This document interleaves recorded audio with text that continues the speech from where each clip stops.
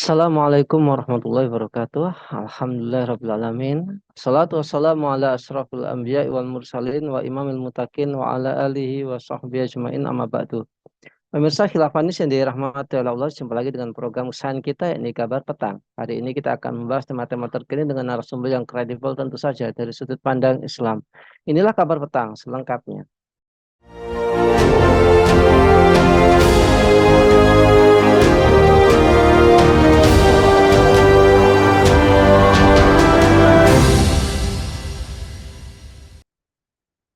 Pemirsa, Wapres Ma'ruf Amin mengomentari fatwa Majelis Ulama Indonesia terkait dengan produk atau perusahaan yang mendukung agresi Israel kepada Palestina.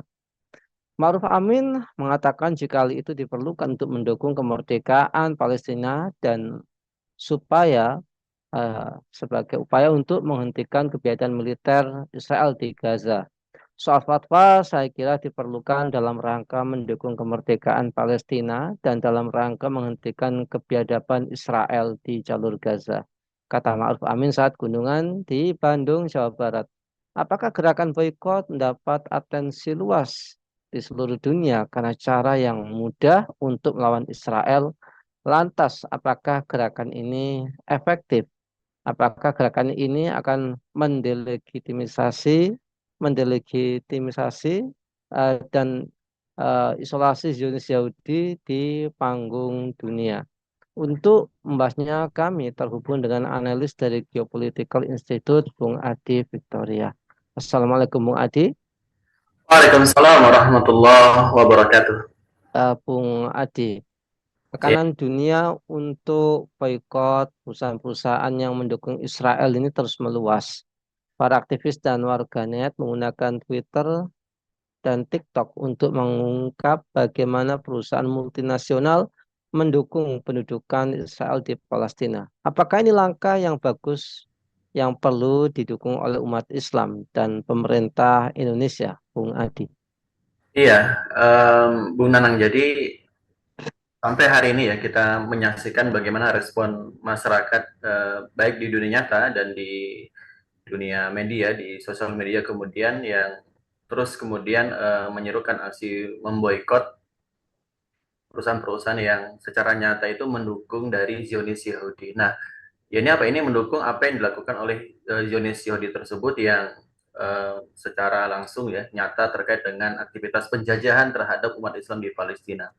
Yang mana kemudian kita tahu telah mengakibatkan kematian sampai sekarang itu kita catat ada sekitar 12.000 lebih umat Islam di sana yang kemudian syahid insya Allah. Dan paling banyak itu siapa? Paling banyak itu ya wanita dan anak-anak kemudian wanita seperti itu. Maka kemudian ini yang menjadi keprihatinan kita bersama. Nah, kalau kemudian ditanyakan apakah kemudian ini langkah yang bagus, ya ini sebagai salah satu bentuk langkah yang menurut kita itu bagus, ya. Perlu diapresiasi, perlu didukung oleh umat Islam dan juga pemerintah negeri ini. Kenapa? Karena ini bagian daripada masalah bentuk ihtimam kita. Salah satu yang bisa kita lakukan sebagai bentuk ihtimam kita, sebagai bentuk kepedulian kita kepada nasib umat muslim di sana. Ya. Dan yang wafat tidak hanya muslim, tapi juga non-muslim pun ada seperti itu. Maka semakin banyak yang melakukan aksi boykot atau menyerukan aksi terkait dengan boykot produk tersebut, perusahaan tersebut itu perlu diapresiasi, bahkan kemudian didukung seperti itu. Jadi kalau ditanyakan apakah ini suatu langkah yang bagus ya, kemudian apakah perlu didukung dan sebagainya, yang terpenting adalah kemudian ini perkara yang baik yang harus kita dukung, perlu disupport karena kemudian ini bagian daripada salah satu bentuk ihtimam kita, bentuk kepedulian kita terhadap nasib umat Islam yang kemudian sampai sekarang itu dibantai, dibunuh oleh Zionis Lanatul Alaih di Palestina seperti itu. Itu Bung Nana. Bung Adi, diketahui gerakan boycott, divestment, dan sanctions atau BDS atau dalam bahasa Indonesia itu boykot, divestasi, dan sanksi. Ini mengajak para pengikutnya untuk meninggalkan merek-merek besar tersebut karena keterlibatan langsung mendukung kekejian Israel terhadap warga Palestina.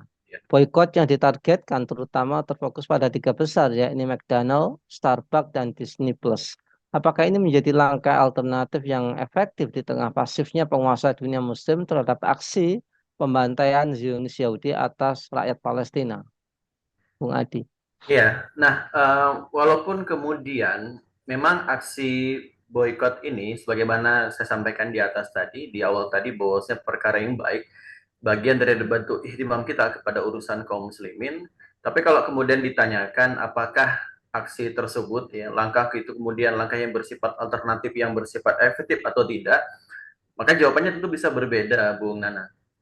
Ya. Ada yang mengatakan efektif, ada juga yang berpendapat kemudian itu belum efektif, bukan tidak efektif tapi belum belum efektif seperti itu. Nah, kalau kita definisikan kan efektif itu adalah, kalau kita definisikan itu kan sesuatu yang dikatakan efektif ketika ketika kemudian hasilnya itu sesuai dengan apa yang direncanakan seperti itu. Apa maksud daripada tujuan boykotnya tadi? Kalau misalnya kemudian dalam rangka untuk memperlemah ekonomi Zionis Israel ya dengan boykot tadi itu, mungkin iya.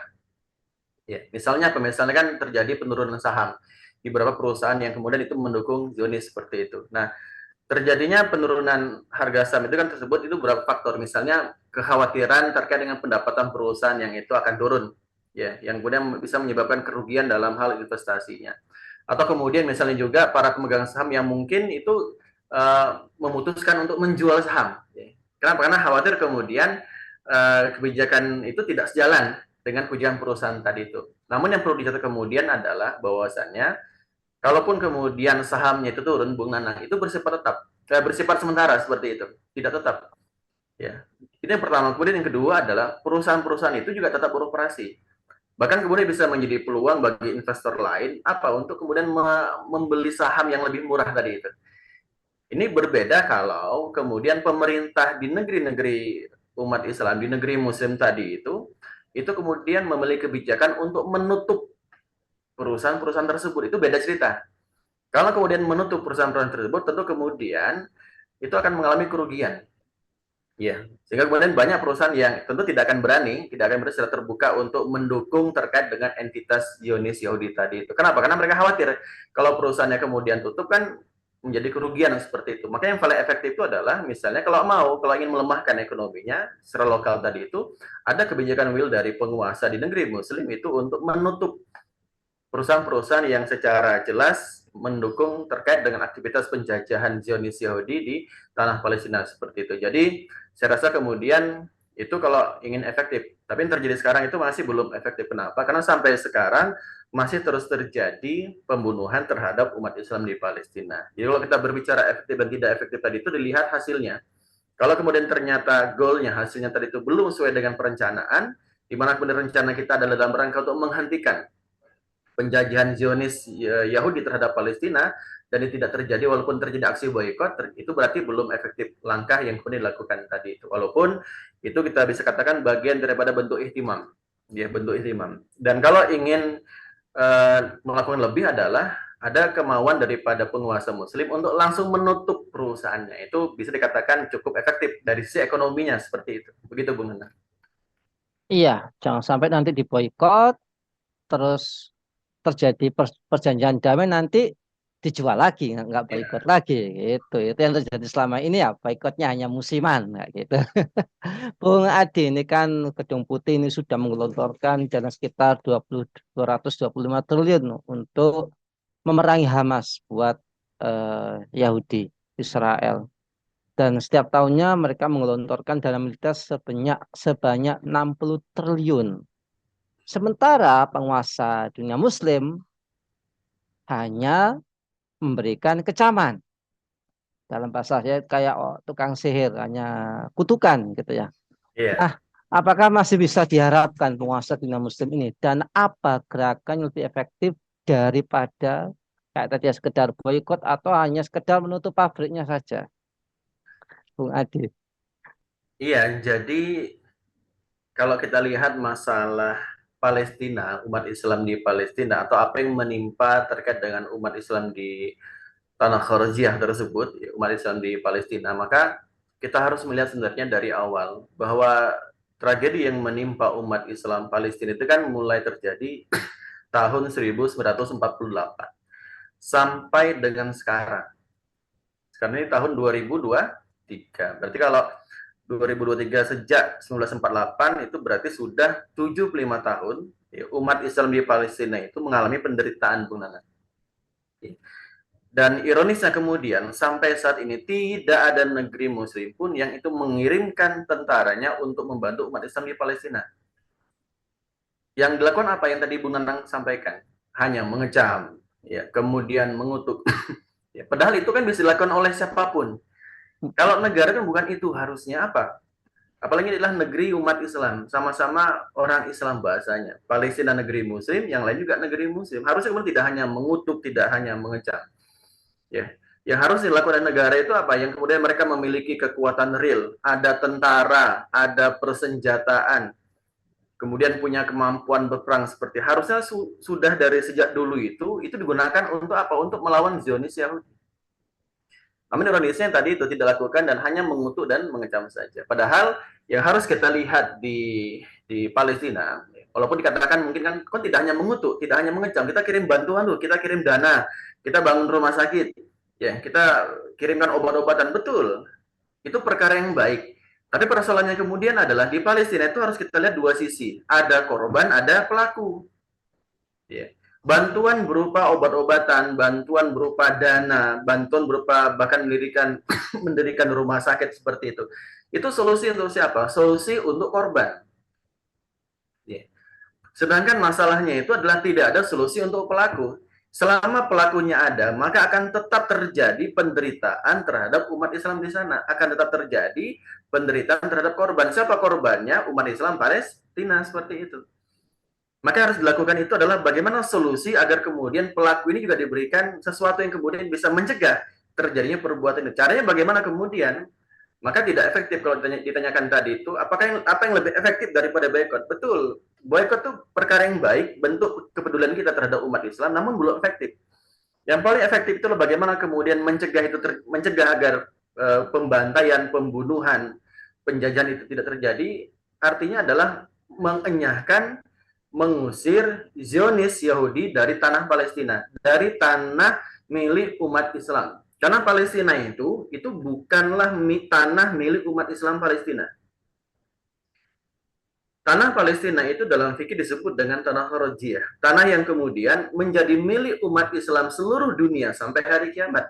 Kalau kemudian itu tetap ada Zionis Yahudi di situ dengan solusi, ada istilah two state solution, solusi dua negara, maka kemudian itu sama artinya memberikan sebagian tanah milik umat Islam kepada Zionis. Satu, yang kedua, tetap menjadikan adanya Zionis di tanah tersebut. Padahal akar masalah penderitaan yang menimpa umat Islam di Palestina itu tidak lain dan tidak bukan adalah adanya entitas Zionis Yahudi laknatullah di tanah Palestina. Jadi solusi yang paling real agar kemudian menghentikan penjajahan Zionis Yahudi itu tidak lain dan tidak bukan adalah mengusir Zionis Yahudi dari tanah Palestina, dan itu hanya bisa dilakukan dengan adanya jihad. Siapa yang melakukan jihad? Tentu yang memiliki kemampuan. Siapa itu? Negeri-negeri kaum muslimin. Seperti itu. Allah alam. Iya, luar biasa. Harus pakai jihad, bukan sekedar boikot. Karena boikot kayak tadi, sementara. Tapi kalau jihad betul-betul menghilangkan kemungkaran. Tapi masalahnya belum ada khalifah. Sehingga khalifah dan khilafahnya perlu diadakan. Baik, Bung Adi, terima kasih atas pemaparannya. Pemaparan yang betul-betul menegaskan para penguasa dunia muslim. Ayo ngomong, ayo kirim rudalnya. Gitu ya. Iya. Kirim tentaranya, jangan diem baik. Gitu. Baik, semoga Bung Adis keluarga senantiasa dalam perlindungan Allah dan keluarganya dijadikan keluarga yang sakinah, mawadah, warahmah. Baik, pemirsa Khilafah News, demikianlah program kabar petang kita pada kesempatan sore hari ini. Jangan lupa untuk subscribe, like, komen, dan share sebanyak-banyaknya. Semoga menjadi amal kebaikan kita di dunia maupun di akhirat nanti. Saya Danang Setiawan undur diri. Sampai jumpa di lain kesempatan dan wassalamualaikum warahmatullahi wabarakatuh.